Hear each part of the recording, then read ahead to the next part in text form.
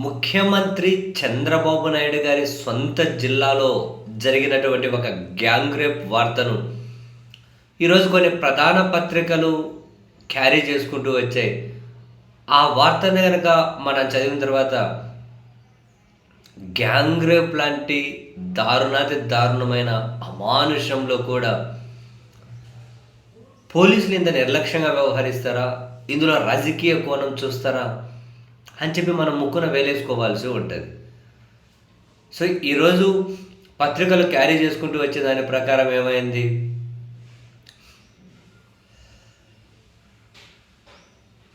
Inter చదువుతున్న 17 ఏళ్ల బాలిక తన స్నేహితుడితో కలిసి సెప్టెంబర్ 25వ తేదీ మధ్యాహ్నం పెనుమూరు క్రాస్లోని అటవీ శాఖకు చెందిన నగరవనం పార్కుకు వెళ్ళిందట.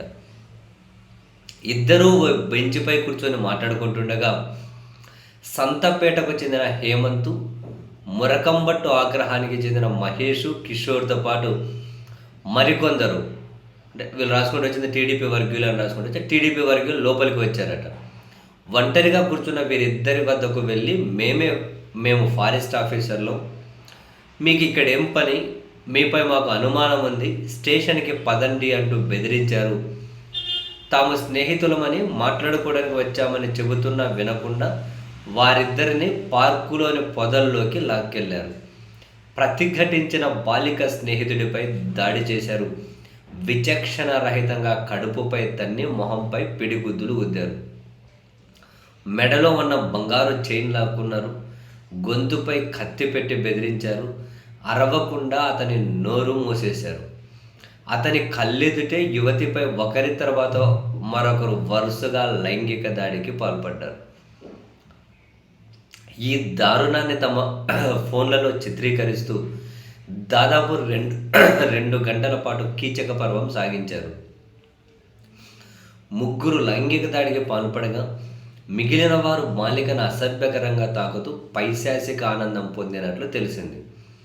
ఆ వెంటనే నిందితులంతా అక్కడి నుంచి వెళ్ళిపోయారు.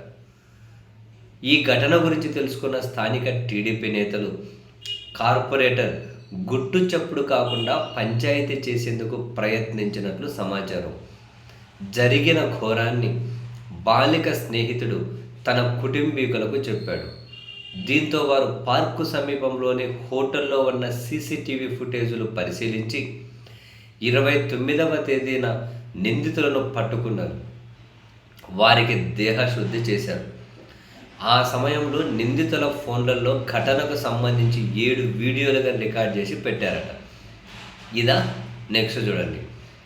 అంతకు ముందే యువకుడి కుటుంబ సభ్యులు చిత్తూరు తాలూకా పోలీసులకు ఫిర్యాదు చేయడానికి వెళ్తే సిఐఎస్ఐ అందుబాటులో లేదని అక్కడ సిబ్బంది జవాబిచ్చినట్లు సమాచారం. పోలీస్ స్టేషన్లో ఉన్న సిబ్బంది సైతం సరిగ్గా పట్టించుకోకపోవడంతో వాళ్ళు వెనుదిరిగినట్టు తెలిసింది. ఒక అమ్మాయి మీద, ఒక పాప మీద ఇలా జరిగిందని చెబితే పోలీసులు ఇంత నిర్లక్ష్యంగా వ్యవహరిస్తారా? Question mark. నిందితులకు దేహశుద్ధి జరిగిన విషయం బయటకు రావడంతో పోలీసులు బాలిక స్నేహితుడి నుంచి సోమవారం రాత్రి ఫిర్యాదు తీసుకున్నారట. కానీ హత్యాయత్నము, దోపిడీ సెక్షన్ల కింద ఎఫ్ఐఆర్ పెట్టారట. ఊరని పాసుగుల. నిందితులు ముగ్గురు TDP కండువాలతో Chittoor MLA Gurazala Jaganmohan Rao, TDP నాయకుడు ఎల్బీఐ లోకేష్, కార్పొరేటర్ నవీన్తో ఉన్న ఫోటోలు సోషల్ మీడియాలో వైరల్గా మారడంతో మంగళవారం చిత్తూరు డీఎస్పీ సాయినాథ్ నాయుడు, సిఐలు శ్రీధర్ నాయుడు, మహేశ్వర మీడియా సమావేశాన్ని నిర్వహించారట. ఆ బాలిక తర్వాతతో ఫిర్యాదు చేసిందట. హేమంత్, మహేష్, కిషోర్ అనే ముగ్గురిపై అత్యాచారము, ఫోక్సో, అట్రాసిటీ సెక్షన్ల కింద కేసు నమోదు చేసినట్లు చెప్పారట. బాలికను వైద్య పరీక్షల నిమిత్తం ప్రభుత్వ ఆసుపత్రికి తరలించినట్లు వెల్లడించారట. అరే ఎంత దారుణం చూడండి.